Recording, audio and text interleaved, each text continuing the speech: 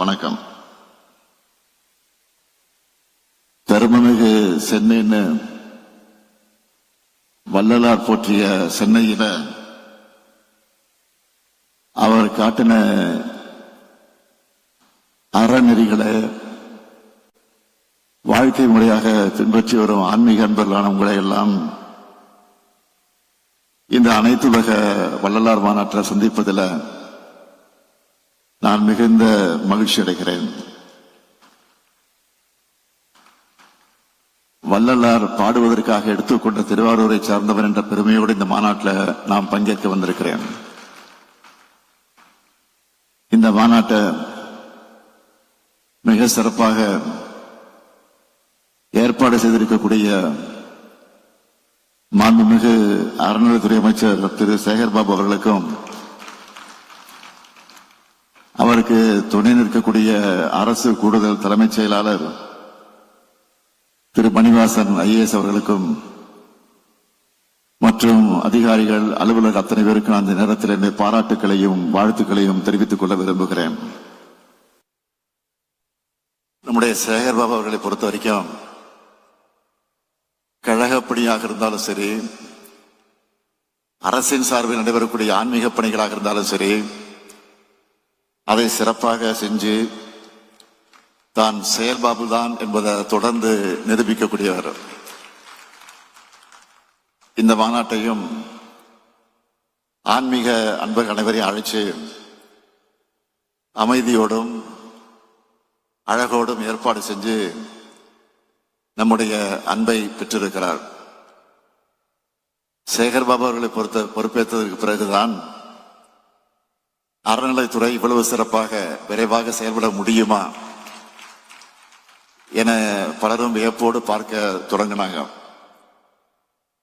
அறநிலைத்துறையில நம்ம திராவிட மாடல் அரசு செஞ்சிருக்கக்கூடிய எண்ணற்ற சாதனைகள் சிலவற்றை மட்டும் நான் சொல்ல விரும்புகிறேன். தமிழ்நாட்டு வரலாற்றிலே இல்லாத அளவுக்கு 20 ஆண்டுகள் முதல் 100 ஆண்டுகள் வரை குடமுழுக்கு விழாக்கள் நடைபெறாத 4192 கோயில்கள்ல திருப்பணிகள் மேற்கொண்டு குடமுழுக்கு நடத்தப்பட்டிருக்கு. 1000 ஆண்டுகள் பழமையான திருக்கோயில்களை புனரமைச்சு பாதுகாத்திடக்கூடிய வகையில அரசு நிதி 425 கோடி ரூபாய், திருக்கோயில் நிதி, உபயதாரர் நிதி, பொதுநல நிதி என மொத்தம் 560 கோடி ரூபாய் மதிப்பீட்டில் 352 திருக்கோயில்களை திருப்பணிக்கு எடுத்துக்கிட்டு இதுவரை 87 திருக்கோயிலை குடமுழுக்கு செஞ்சு முடிச்சிருக்கிறோம். அது மட்டுமல்ல, 12,931 திருக்கோயில்கள்ல 8,100 கோடி ரூபாய் மதிப்பீட்டில் 29,479 திருப்பணிகள் நடந்துகிட்டு இருக்கு. இதுல 4,346 கோடி ரூபாய் மதிப்பீட்டிலான 16,756 பணிகள் நிறைவு பெற்றிருக்கு. மேலும் உபயதார நிதி மூலமாக 2,000 கோடி ரூபாய் மதிப்பீட்டிலான 12,220 திருப்பணிகள் நடந்துகிட்டு இருக்கு. கோயில் சொத்துக்களை மீட்கணும் என பெருமுயற்சி எடுத்து அதிலையும் சாதனை படைச்சிருக்கிறோம். 8,423 கோடி ரூபாய் மதிப்பிலான 8,106 ஏக்கர் நிலங்களை மீட்டிருக்கோம். கிராமப்புற திருக்கோயில்கள், ஆதிதிராவிடர் மற்றும் பழங்குடியினர் பகுதிகளில் உள்ள திருக்கோயில்களுக்கான திருப்பணி, அந்த நிதி உதவித்தொகையை 1 லட்சம் ரூபாயிலிருந்து 2,50,000 ரூபாயை உயர்த்தி 10,000 கோயில்களுக்கு நிதி உதவி வழங்கியிருக்கிறோம். கோயில்கள்ல திருப்பணியோடு அறப்பணிகளையும் செய்யணும் என்று முடிவு செஞ்சு 19 திருக்கோயில்கள்ல முதலுதவி மருத்துவமனைகள் அமைச்சிருக்கிறோம். ஏழை எளிய குடும்பங்களை சார்ந்தவர்களுக்கு 4 கிராம் தங்கத்தாலி, பட்டுப்புடவை, பட்டு வேஷ்டி உள்ளிட்ட 70,000 மதிப்புள்ள சீர்வரிசைகளோட திருக்கோயில் சார்பா 2,800 திருமணங்களை நடத்தி வச்சு முடிச்சிருக்கிறோம். 165 மாற்றுத்திறனாளி இணையர்களுக்கும் திருமணங்கள் நடைபெற்றிருக்கு. 2 திருக்கோயில்களை செயல்பட்டு வந்த நாள் முழுவதும் அன்னதான திட்டத்தை இப்போ 12 திருக்கோயில்களுக்கு விரிவுபடுத்தி இருக்கிறோம். 764 திருக்கோயில்ல ஒருவேளை அன்னதான திட்டத்தை செயல்படுத்திட்டு இருக்கோம். திருக்கோயில்களை தலவரலாறு, தலப்புராணம், கட்டடக்கலை, கல்வெட்டுகள் குறித்த 514 தொன்மையான அரிய நூல்களை மறுபதிப்பு செஞ்சு வெளியிட்டிருக்கிறோம். இப்போ நான் சொன்ன சாதனைகள் எல்லாம் குறைவுதான். பெரிய சாதனை புத்தகத்தினுடைய சில பக்கங்கள் தான். ஏராளமான சாதனைகள் இருக்கு. கடந்த ஆண்டு 5 லட்சத்துக்கு மேற்பட்டோர் கலந்து கொண்ட அனைத்துலக முத்தமிழ் முருகர் மாநாட்டை நடத்தி எல்லாரையும் திரும்பி பார்க்க வச்சோம். இன்னைக்கு அனைத்துலக வள்ளலார் மாநாட்டை நடத்திக்கிட்டு இருக்கிறோம். வள்ளலார ஏன் நாம் உயர்த்தி பிடிக்கிறோம் என்றால், வாடிய பெயரை கண்டபோதெல்லாம் வாடினேன் என்று சொல்லி உலகைக்கு தனிப்பெரும் கருணை என்ற அன்பு வழியை போதித்தவர் வள்ளலார் அவர்கள். அவரது வழியில்தான் நமது திராவிட மாடல் அரசும் எளிய ஏழை மக்களுக்காக செயல்படுகிறோம். ஏழை மக்களின் பசியை பிணி என்று சொன்னார் வள்ளலார். அந்த பிணியை ஒழிக்கும் மருந்துதான் நமது திராவிட மாடலுடைய திட்டங்கள். அதனால்தான் பள்ளிகளில் காலை உணவு திட்டம் முதல் முதியோர்களுக்கான தாயுமானவ திட்டம் வர அனைத்து வயதினரையும் கருணையோடு அரவணைக்கிற பல்வேறு திட்டங்களை செயல்படுத்திக்கிட்டு இருக்கிறோம். வள்ளலார் தமிழ் சமூகத்தில் உதித்த புரட்சியாளர், பண்பாளர். அவரை போற்ற வேண்டியது தமிழ்நாட்டுடைய கடமை. என்னுடைய பேச்சுகள்லையும் சமூக வலைத்தள பதிவுகள்லையும் வள்ளலாரை நிறைய நான் மேற்கோள் காட்டியிருக்கிறேன். வள்ளலாரின் கோட்பாடுகளை மேற்கோள் காட்டுவது மட்டுமல்ல, அவற்றை செயல் வடிவத்தில் நடைமுறைப்படுத்திட்டு இருக்கிறோம். அவற்றை எல்லாம் சுருக்கமாக சொல்லணும்னா, தலைவர் கலைஞருடைய ஆட்சி காலத்தில் சென்னையில் வள்ளலார் வாழ்ந்த பகுதிக்கு வள்ளலார் நகர்னு பேர் வச்சார். அந்த வள்ளலார் நகர் பேருந்து நிலையத்தை 10 கோடி ரூபாய் செலவில் புனரமைச்சிருக்கிறோம். மதிப்பிற்குரிய கிருஷ்ணராஜ வானவராயர் சொன்னாரு, நம்முடைய திராவிட மாடல் ஆட்சி பொறுப்பேற்றதும் வள்ளலார் பிறந்த நாள தனி பெருங்கருணை நாளாக அறிவிச்சோம். வள்ளலாரின் 200வது பிறந்த நாள், தர்மசாலை நிறுவப்பட்ட 156வது ஆண்டு தொடக்கம், ஜோதி தரிசனம் காட்டுவித்த 152வது ஆண்டு ஆகியவற்றை இணைச்சு 2022 அக்டோபர்ல இருந்து 2021 அக்டோபர் வரை தொடர்ச்சியா ஓராண்டு காலம் 30 விழாக்களை கொண்டாடணும். அது மட்டுமல்ல, வள்ளலார் 200 என்ற பேர்ல லட்சணை, அஞ்சல் உரை, சிறப்பு மலர் வெளியிட்டு அன்னதானம், மாணவர்களுக்கு இலக்கிய போட்டிகள்னு பல்வேறு நிகழ்ச்சிகளை நடத்தணும். வள்ளலார் வாழ்ந்த மருதூர் இல்லத்தை புனரமைச்சோம். தைப்பூசத்தை முன்னிட்டு வடலூர் வள்ளலார் தெய்வ நிலையத்தை 3 நாட்கள் அங்கு அன்னதானம் வழங்கப்பட்டுச்சு. இன்றைக்கு திருவொற்றியூர் நெடுஞ்சாலைக்கு வள்ளலார் நெடுஞ்சாலைன்னு பேர் சுட்டி திறந்து வச்சிருக்கிறோம்.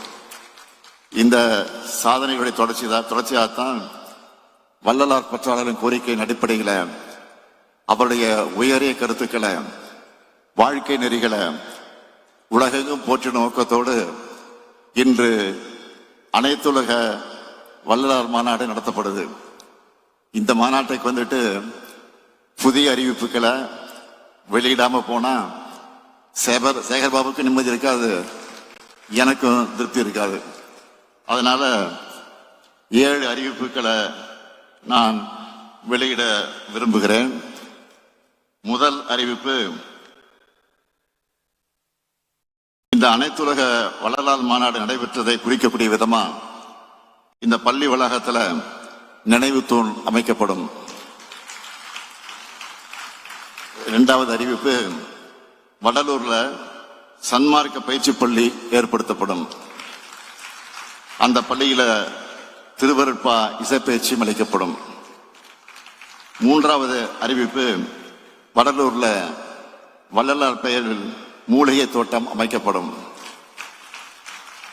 நான்காவது அறிவிப்பு, ஸ்பிரிச்சுவல் அல்கெமி என்ற வள்ளலார் புத்தகம் அறநிலைத்துறை பதிப்பகத்தின் மூலமாக வெளியிடப்படும். ஐந்தாவது அறிவிப்பு, வள்ளலார் பிறந்த நாளை ஒட்டி ஆண்டுதோறும் 3 நாட்கள் விழா நடத்தப்படும்.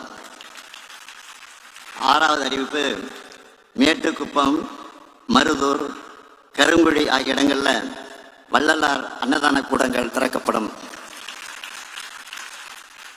ஏழாவது அறிவிப்பு, கடலூர் மாவட்ட ஆட்சியர் அலுவலகத்துக்கு அருகில் அமைந்து வரக்கூடிய பூங்காவுக்கு வள்ளலார் பூங்கா என பெயர் சூட்டப்படும். இந்த மகிழ்ச்சி தானே உங்களுக்கு? அதேபோல் இங்கே மதிப்பிற்குரிய நம்முடைய கிருஷ்ணராய மாணவராயர் சொன்ன கோரிக்கைகள் உண்டு. தலைநகர் சென்னையில் வள்ளலார் ஆய்வு மையம் அமைக்கப்படும் என்பது.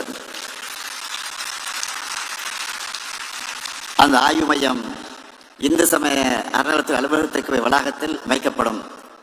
மற்ற கோரிக்கைகளும் நிச்சயம் கருத்தில் கொள்ளப்படும்.